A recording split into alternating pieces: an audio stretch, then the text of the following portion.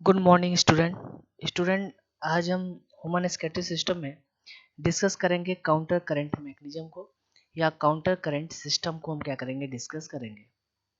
तो चलिए, अगर हम बात करते हैं काउंटर करंट मैकेनिज्म की, ठीक है। तो जो काउंटर करंट मैकेनिज्म है वो हमें किस में देखने को मिलता है? Loop of Henle and vasa recta में, ठीक है। जैसे आपसे बात किया जाए, जो लूप ऑफ फेल्ले होता है उसमें किसका फ्लो होता है? जो फिल्ट्रेट है, ठीक है, आप बोल सकते हो नेफ्रिक फिल्ट्रेट। जैसे आप बोलते हो कि जो लूप ऑफ फेल्ले है, मतलब डिसेंडिंग लिम एंड असेंडिंग लिम, ठीक है, जो दो लिम है उसमें क्या फ्लो हो रहा है आपका? नेफ्रिक फिल्ट्रेट का। सेम उसी वे में अगर हम बात करें तो जो वासा रेक्टा के जो दो लिम्स हैं, ठीक है, उनमें क्या फ्लो हो रहा है? ब्लड का। बट इन दोनों ट्यूब्स में जो ब्लड का फ्लो होता है वो कैसा होता है? ऑपोजिट डायरेक्शन में होता है। कैसा होता है? ऑपोजिट डायरेक्शन में होता है। और इसी को हम क्या पढ़ते हैं? काउंटर करंट पैटर्न के बेसिस पे हम उस पे हम फ्लो देखते हैं। तो इसको हम क्या बोलते हैं? काउंटर करंट मैकेनिज्म बोलते हैं, ठीक है। तो काउंटर करंट मैकेनिज्म में तो क्या बताया? काउंटर करंट मैकेनिज्म में इसमें जो फ्लो है होता है फिल्ट्रेट का, किसमें? जो हेलने लूप में। और जो फ्लो होता है ब्लड का, किसमें? वासा रेक्टा में, ठीक है। कैसा होता है? ऑपोजिट डायरेक्शन में होता है। और जैसे आप बोलते हो काउंटर करंट पैटर्न में होता है, तो इसलिए इसको हम क्या बोलते हैं? काउंटर करंट मैकेनिज्म बोलते हैं। क्या बोलते हैं? Counter current mechanism. और काउंटर करंट मैकेनिज्म जो चलता है वो हेल्प किस में करता है? यूरिन को कंसंट्रेट होने में। किस में हेल्प करता है? यानी हाइपरटोनिक यूरिन के सिक्रीशन में क्या करता है? हेल्प करता है। चलो, तो होता क्या है कि एक तो काउंटर करंट, और दूसरी अगर हम बात करें तो प्रॉक्सिमिटी, मतलब जो लूप और फिल्ले वासा रेक्टा क्या होते हैं? पास पास प्रेजेंट होते हैं। और साथ साथ अभी आपने पढ़ा कि उसमें जो ब्लड और नेफ्रिक फिल्ट्रेट, ये जो दोनों अलग अलग फ्लो हो रहे हैं, वो फ्लो कैसे हो रहे हैं? ऑपोजिट डायरेक्शन में फ्लो हो रहे हैं। इसके वजह से क्या होता है? ऑस्मोलरिटी क्या होती है? इंक्रीज होती है। कहाँ से? कॉर्टेक्स रीजन से। अगर हम बात करें मेडुलरी रीजन या मेडुलरी इंटरस्टिशियम में, तो कॉर्टेक्स से मेडुलरी रीजन में हमें क्या देखने को मिलता है कि ऑस्मोलरिटी क्या होती है? बढ़ती है या इंक्रीज होती है। कितना इंक्रीज होता है? 300 मोल ऑस्मोलरिटी पर लीटर की हम बात करें, उससे कितना चेंज हो जाता है? 1200 तक क्या होता है? इंक्रीज होता है, ठीक है। तो देखो यहाँ पे कॉर्टेक्स रीजन में कितना है? 300। और अगर हम बात करते हैं मेडुलरी इंटरस्टिशियम में, यहाँ पे हमें कितना देखने को मिल रहा है? 1200। ऑस्मोलरिटी क्या हो रही है? इंक्रीज हो रही है। अब ये इंक्रीज किसके बेसिस पे होता है? ये होता है NaCl एंड यूरिया की वजह से, ठीक है। चलिए देखते हैं कैसे इंक्रीज होता है। देखो, अब होता क्या है, NaCl जो है, NaCl ट्रांसपोर्ट होता है किसके थ्रू? असेंडिंग लिम जो होता है लूप ऑफ हेनले, ठीक है। और वो एक्सचेंज किससे होता है? Descending limb of vasa recta के साथ, ठीक है। तो क्या होता है? NaCl ट्रांसपोर्ट कौन करता है? असेंडिंग लिम जो लूप ऑफ हेनले की है। और एक्सचेंज किससे होता है? Descending limb of vasa recta के साथ।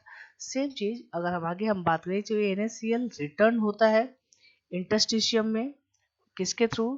Bye ascending limb of vasa recta के थ्रू, ठीक है।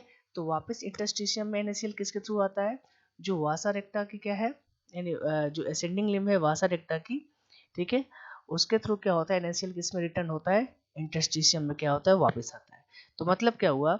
सबसे पहले NaCl का ट्रांसपोर्ट किसके थ्रू हुआ? Ascending limb of loop of Henle के थ्रू, ठीक है। और वो एक्सचेंज किसके साथ हुआ? Descending limb of vasa recta के साथ, ठीक है। वापस NaCl रिटर्न हुआ इंटरस्टिशियम में किसके through? Ascending limb of vasa recta के साथ, ठीक है। तो असेंडिंग लिम्ब जो है वासा रेक्टा, उसके थ्रू क्या होता है? NaCl वापस किस में आता है? इंटरस्टिशियम में क्या होता है? रिटर्न होता है। सेम उसी तरह से अगर हम बात करें, सिमिलरली जो स्मॉल अमाउंट होता है किसका? यूरिया का, वो किस में इंटर करता है? Thin segment of ascending limb of loop of Henle, ठीक है। यानी स्मॉल अमाउंट में जो यूरिया है वो किस में इंटर करेगा? Thin segment of ascending limb of loop of Henle, ठीक है। जो आगे ट्रांसपोर्ट बैक होता है किसमें? इंटरस्टिशियम में, किसके थ्रू? कलेक्टिंग ट्यूबवेल्स के थ्रू, ठीक है। तो बोला है कि जो आगे जाके क्या होता है, वापस ट्रांसपोर्ट बैक होता है इंटरस्टिशियम में, किसके थ्रू, कलेक्टिंग ट्यूबवेल्स के थ्रू। ओवरऑली क्या हुआ, जो इलेक्ट्रोलाइट्स है, तो जैसे आपने बोला NaCl, जो यूरिया है, ये रिटेन होते हैं किसमें, इंटरस्टिशियम में, ठीक है। और करते क्या है, ये मेंटेन करते हैं कंसंट्रेशन ग्रेडियंट को, या इंटरस्टिशियल ग्रेडियंट को क्या करते हैं, मेंटेन करते हैं किसमें, मेडुलरी इंटरस्टिशियम में, ठीक है। जो मेडुलरी इंटरस्टिशियम है, इसमें करते क्या है, कंसंट्रेशन ग्रेडियंट को क्या करते हैं, मेंटेन करते हैं, ठीक है। तो अगर हम बात करें इसके वजह से क्या होता है, इजी पैसेज होता है, ठीक है, वाटर का, कहाँ से, कलेक्टिंग ट्यूबवेल्स टू कंसंट्रेट, जो फिल्ट्रेट है, मतलब जिसको हम क्या बोलते हैं, यूरिन बोलते हैं, ठीक है। तो क्या बताया, साथ साथ एक इसके बेसिस का इनेबल होता है आसानी से, जो पैसेज होता है वाटर का, कहाँ से, कलेक्टिंग ट्यूबवेल्स से, जो कंसंट्रेट, अगर फिल्ट्रेट की बात करते हैं, यूरिन की बात करते हैं, उसकी तरफ। तो ओवरऑली क्या हुआ, जो डीसीटी है एंड कलेक्टिंग डक्ट है, ये क्या प्रोड्यूस करते हैं, प्रोड्यूस करते हैं यूरिन को, जो 4 टाइम कंसंट्रेटेड होता है, किससे, इनिशियल फिल्ट्रेट से। इनिशियल जो फिल्ट्रेट था, जैसे आपने बोला कॉर्टेक्स रीजन में कितना है, 300 मोल ऑस्मोटी पर लीटर है, ठीक है। एंड 302 कितना हो जाता है, 1200 हो गया ना, 4 टाइम क्या है, ज्यादा कंसंट्रेट है, ठीक है, जो यूरिन को प्रोड्यूस कर रहा है, कौन, डीसीटी एंड कलेक्टिंग डक्ट, ठीक है। तो ये था आपका काउंटर करंट मैकेनिज्म ओवरऑल। मतलब क्या हुआ इसका, इसका मतलब ये हुआ यूरिन को कंसंट्रेट करना, इन बॉडी से कम वाटर लॉस होना, या आपका कम से कम वाटर क्या करना, रिलीज होना। साथ साथ जो आपने पढ़ा है कि यूरिन ज़्यादा अगर कंसंट्रेट होगा या हाइपरटोनिक होगा, ठीक है, तो अब बात करते हो वाटर का एब्जॉर्प्शन भी क्या होगा, ज़्यादा होगा। लेकिन अगर ऐसा होता कि ज़्यादा से ज़्यादा वाटर क्या होते हैं, यूरिन के थ्रू रिलीज हो जाते, तो हमारे बॉडी में क्या होता है, वाटर लॉस होता है, हमें ज़्यादा ज़्यादा वाटर लेना पड़ता है, ठीक है। तो एक तरह से इसी के लिए क्या है, काउंटर करंट मैकेनिज्म भी क्या होता है, ऑपरेट होता है, ठीक है। और इस काउंटर करंट मैकेनिज्म के थ्रू क्या होता है, जो यूरिन होता है वो क्या होता है, मोर कंसंट्रेट होता है, या मोर क्या होता है, हाइपोटोनिक होता है, ठीक है। जब कॉर्टेक्स रीजन की कंपेरिजन करते हैं उसकी मेडुलरी रीजन से, जो कॉर्टेक्स की बात करें तो वहाँ पे जो उसकी ऑस्मोलिटी होती है, और जब हम मेडुलरी इंटरस्टिशियम की बात करते हैं, वहाँ पे जो ऑस्मोलिटी होती है वो 4 टाइम क्या होती है, ग्रेटर होती है, किससे, कॉर्टेक्स रीजन से।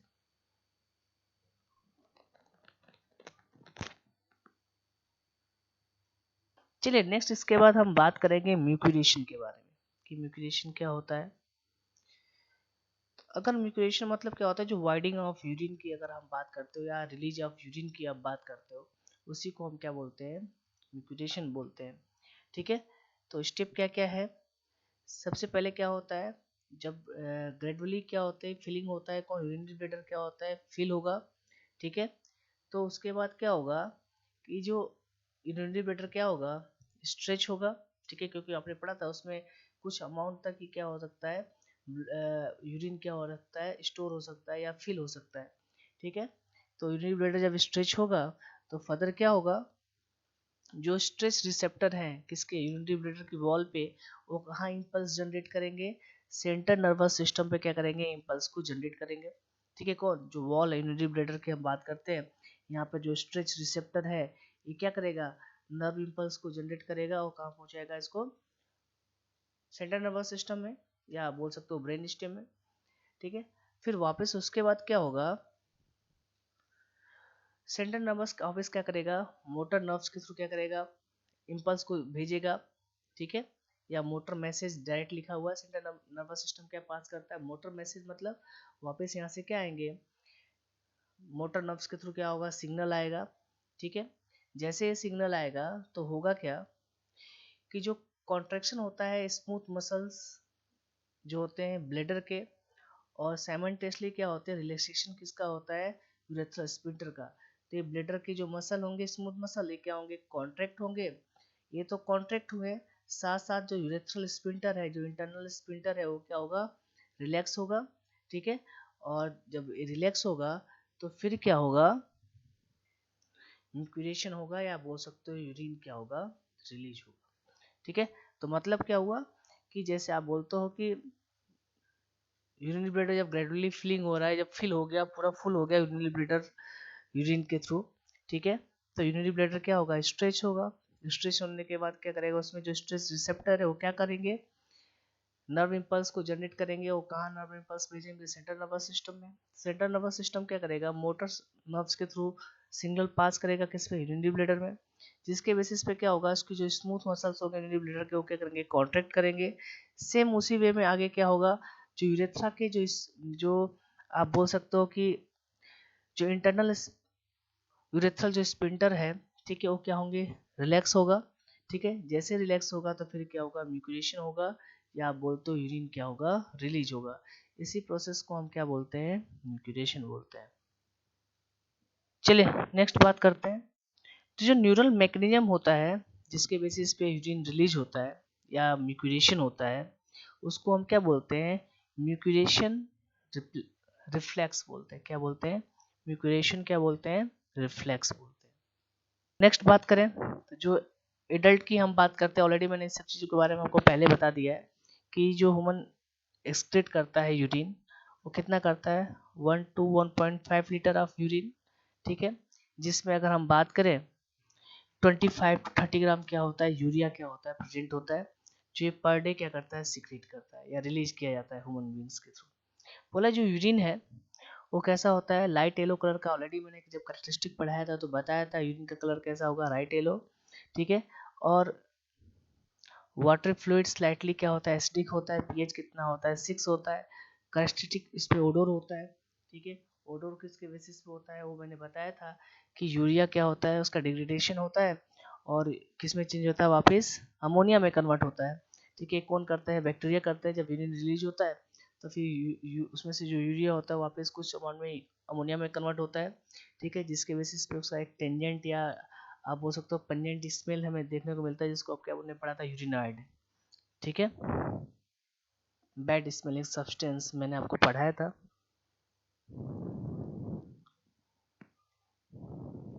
यहाँ पे डायग्राम में कुछ कॉमन सब्सटेंस दे रखे हैं। यूरिन कलेक्शन है ट्यूब के अंदर, जिसमें बता रखा है कि यूरिया 25.5 ग्राम है, क्लोराइड आयन का है, सोडियम आयन है, पोटेशियम आयन है, क्रिएटिनिन है, बाइकार्बोनेट है, यूरिक एसिड है। ये कुछ कॉमन है, आप याद कर सकते हो इनके परसेंटेज वेरे को, आपके एग्जाम में से क्वेश्चन आ सकते हैं, ठीक है। पर मेन जो आपके एग्जाम में क्वेश्चन आएगा वो यूरिया से ज़्यादातर क्वेश्चन पूछा गया है, यूरिक एसिड से, बाइकार्बोनेट से आपके एग्जाम में क्वेश्चन आए हुए हैं।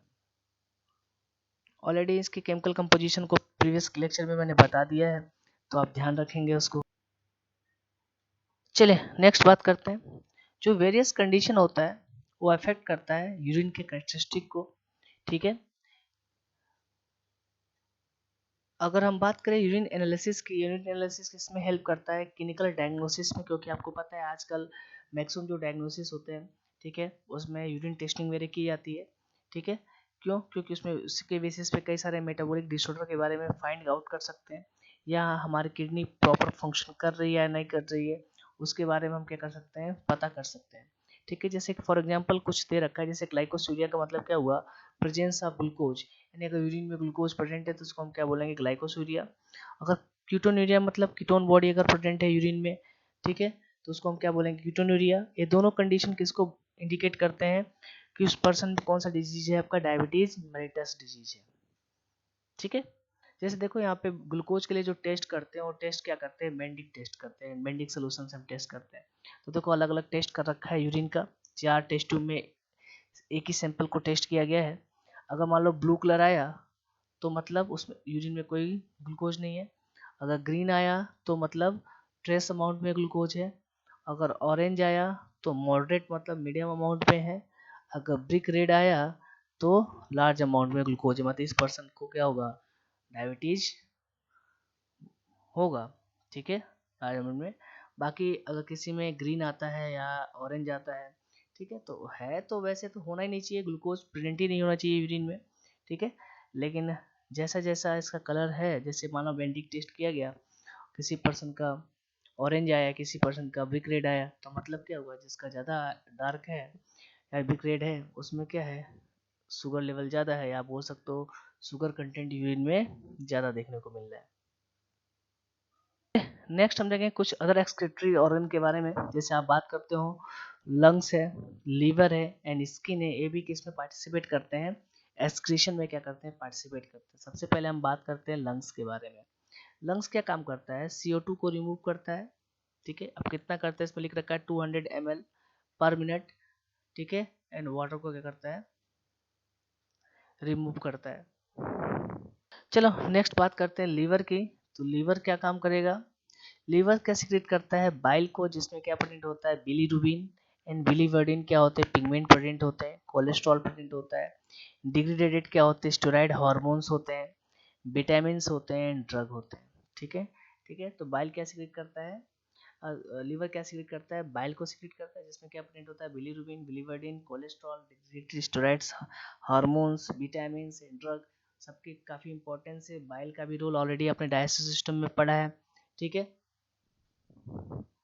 जो भी है वो क्या होते हैं, पास आउट कहाँ से होते हैं, अलोंग विद डाइजेस्टिव वेट्स, जो हमारे डाइजेस्टिव वेस्ट हैं, ठीक है, उसके थ्रू क्या होते हैं, सारी चीजें क्या होते हैं, बॉडी से पास आउट होते हैं। चलिए नेक्स्ट बात करते हैं। थर्ड हम देखेंगे स्किन के बारे में। स्किन में sweet and sebaceous gland present होते हैं। स्वीट क्या कंटेंट करता है, इसमें वाटर प्रेजेंट होता है, NaCl होता है, स्मॉल अमाउंट में क्या प्रेजेंट होता है, यूरिया प्रेजेंट होता है, लैक्टिक एसिड प्रेजेंट होता है, ठीक है, स्वीट में। प्राइमरी जो फंक्शन होता है उस स्वेट का क्या होता है, ये क्या करता है, कूलिंग इफेक्ट देता है बॉडी सरफेस को। जैसे आपको पता है बाहर का टेम्परेचर अगर बहुत ज़्यादा है और आपकी बॉडी का टेम्परेचर तो 37 ही रहेगा, ठीक है। अगर बाहर का टेम्परेचर जैसा भी इसमें गर्मी पड़ रही है तो हमारी बॉडी से क्या होती है, स्वेटिंग होती है। क्यों होती है कि बॉडी की जो सरफेस है वो कूल बना रहे। तो बाहर का टेम्परेचर अगर ज़्यादा है तो वहाँ जो बाहर आउटर सरफेस के सेल हैं वो डैमेज हो सकते हैं, ठीक है, बर्निंग हो सकती है, स्किन बर्निंग वगैरह के जो आपने केस सुना होगा, ठीक है, सन से। तो ओवरऑल ये क्या करता है, क्या है, कूलिंग इफेक्ट देता है बॉडी सरफेस को, ठीक है। नेक्स्ट अगर हम बात करें, जो सेबेसियस ग्लैंड है वो क्या एलिमिनेट करते हैं, स्टेरॉल को, हाइड्रोकार्बन को एंड वैक्स को, ठीक है, किसके थ्रू, सेबम के थ्रू, ठीक है। तो जो सेबेसियस ग्लैंड क्या काम करेगा, सेबेसियस ग्लैंड किसको एलिमिनेट करता है, स्टेरॉल को, हाइड्रोकार्बन्स को, वैक्स को, किसके थ्रू, सेबम के थ्रू। सेबम क्या प्रोवाइड करेगा, एक प्रोटेक्टिव ऑयलिंग कवरिंग प्रोवाइड करता है, किसके लिए, स्किन के लिए। यानी इसके कारण क्या करता है, एक ऑयली कवरिंग क्या करता है, प्रोवाइड करता है, जो प्रोटेक्टिंग कवरिंग होती है। नेक्स्ट हम बात करते हैं सलाइवा की। तो सलाइवा क्या एलिमिनेट करता है, स्मॉल अमाउंट में नाइट्रोजनस वेस्ट को क्या करता है, एलिमिनेट करता है, ठीक है। तो याद रखेंगे सलाइवा क्या एलिमिनेट करेगा, स्मॉल अमाउंट में क्या करता है, नाइट्रोजनस वेस्ट को क्या करता है, एलिमिनेट करता है। चलिए इसके बाद जो हम पढ़ेंगे वो क्या पढ़ेंगे, किडनी का रेगुलेशन या किडनी कैसे फंक्शन करते हैं, जो किडनी का फंक्शन है वो कैसे रेगुलेट होता है, इसके बारे में हम डिस्कस करेंगे। चलिए अगर हम बात करते हैं किडनी के रेगुलेशन की, या किडनी का जो फंक्शन होता है वो कैसे रेगुलेट होता है। जो किडनी का फंक्शन होता है वो रेगुलेट होता है हार्मोनल फीडबैक से, मैकेनिज्म से, जिसमें क्या इन्वॉल्व होते हैं, हाइपोथैलेमस, जीजीए, ठीक है, एंड जीजीए सेल है, जो हार्ट है, क्या होते हैं, इन्वॉल्व होते हैं, ठीक है। सेकेंड बात करें, जो ब्लड वॉल्यूम में चेंजेज होते हैं, बॉडी फ्लूइड के वॉल्यूम में चेंजेज होते हैं, जो आयनिक कंसंट्रेशन की हम बात करें, अगर आयनिक कंसंट्रेशन में चेंजिंग हुआ तो क्या एक्टिवेट होते हैं, ऑस्मो रिसेप्टर एक्टिवेट होते हैं, ठीक है, जो हमारे बॉडी में प्रेजेंट होंगे। फिर उसके बेसिस पे क्या होता है, डिफरेंट टाइप्स के हार्मोन्स क्या होते हैं, रिलीज होते हैं, अभी आगे आपको बताया जाएगा, जो क्या करते हैं, अलग अलग क्या करते हैं, किडनी के फंक्शन को क्या करते हैं, कंट्रोल करते हैं, ओवरऑल एब्जॉर्प्शन का ही काम करेंगे।